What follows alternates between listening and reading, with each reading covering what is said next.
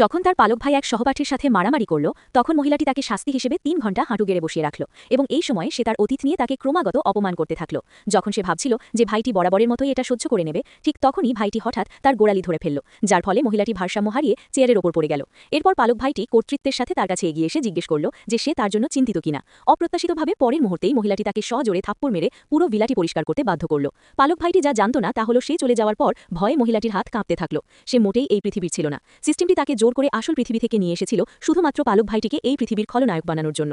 যতক্ষণ সে ভাইটির অন্ধকার পয়েন্ট 100-তে উন্নীত করতে পারবে, ততক্ষণ সে 500 মিলিয়ন মার্কিন ডলার নিয়ে আসল পৃথিবীতে ফিরে যেতে পারবে। কিন্তু গত 3 বছরে সে ভাইটিকে যতই অপমান করুক না কেন, তার অন্ধকার পয়েন্ট কখনোই বাড়েনি, যা সিস্টেমটিকে ভীষণভাবে হতবাক করে দিয়েছিল। সে ঘুণাক্ষরেও জানত না যে প্রতিবার তার সাথে দুর্ব্যবহার করার পর মহিলাটি তাকে গোপনে ওষুধ দিত। সে ভাবত এ ব্যাপারে কেউ জানে না, কিন্তু তার পালক ভাইটি ইতোমধ্যেই তার কার্যকলাপ লক্ষ্য করে ফেলেছিল। যদিও সে বুঝত না কেন মহিলাটি সব সময় তার সাথে খারাপ ব্যবহার করে, সে অনেক আগেই তার প্রেমে পড়ে গিয়েছিল। গোপনে একটি দলের সর্দার হয়ে গেলেও সে তার সামনে দুর্বল ছেলের ভান করত এবং তাকে অত্যাচার করতে দিত।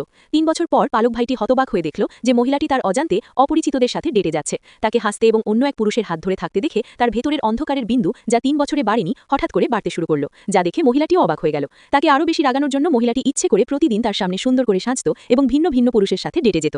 পালক ভাইটি প্রচণ্ড রেগে গেল, কিন্তু কিছুই করতে পারল না, যতক্ষণ না মহিলাটি ভুলবশত পালক ভাইটির সবচেয়ে বড় শত্রুর সাথে ডেটে গেল। লোকটি যেই মাত্রা দেখল সে কতটা সুন্দরী, সে তাকে জোর করে নিয়ে যাওয়ার সিদ্ধান্ত নিল। যদিও সে প্রথমে প্রবলভাবে প্রতিরোধ করেছিল, কিন্তু যখন সে একা রাস্তায় হাঁটছিল, তখন সে এবং তার লোকেরা তাকে অপহরণ করে।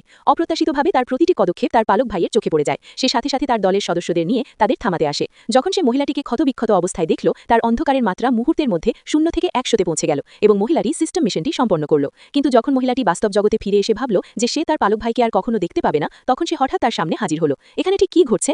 দেখার জন্য ধন্যবাদ। ভালো লেগে থাকলে লাইক, কমেন্ট, শেয়ার আর 5টা স্টার দিতে ভুলবেন না।